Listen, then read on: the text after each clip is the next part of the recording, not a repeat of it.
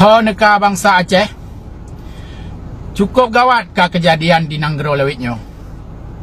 Dalam dua uronyo, gawat hat berita yang terjadi di Aceh Timur.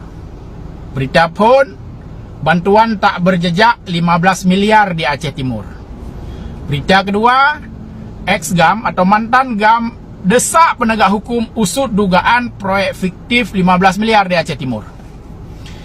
Berdasarkan berita dari media online AJNN tersebut,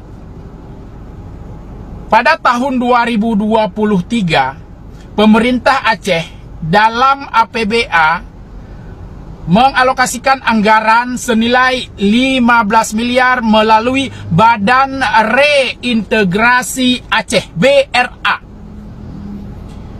berupa bantuan bibit ikan kakap dan pakan rucah untuk 9 kelompok usaha budidaya perikanan yang ada di wilayah Aceh Timur. 9 kelompok di 9 kampung di beberapa kecamatan di Aceh Timur. Tapi ada berita juga para kecil yang berada di kampung yang disebutkan lokasi penerima bantuan bibit tersebut membantah.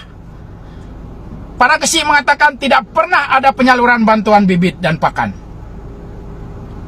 Kalau ini benar yang terjadi, kalau ini sesuai dengan fakta yang terjadi di lapangan, maka sesungguhnya Badan Reintegrasi Aceh (BRA) harus bertanggung jawab.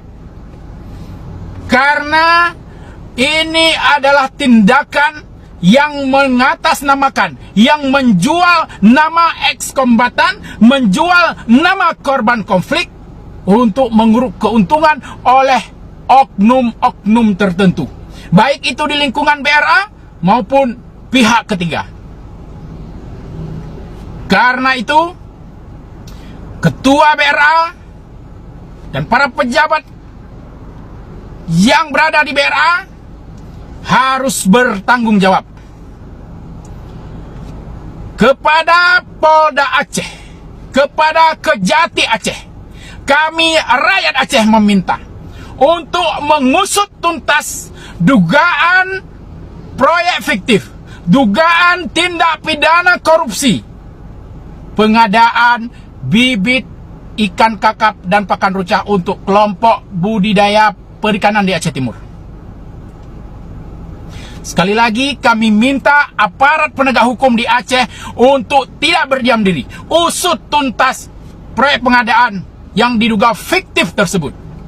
Kami juga meminta kepada APH di Aceh, kepada BPK, kepada BPKP untuk melakukan audit investigatif terkait berbagai proyek pengadaan barang tahun anggaran 2022 dan 2023 di lingkungan BRA. Karena ada banyak sekali indikasi yang mengarah pada tindak pidana korupsi. Demikian harapan kami.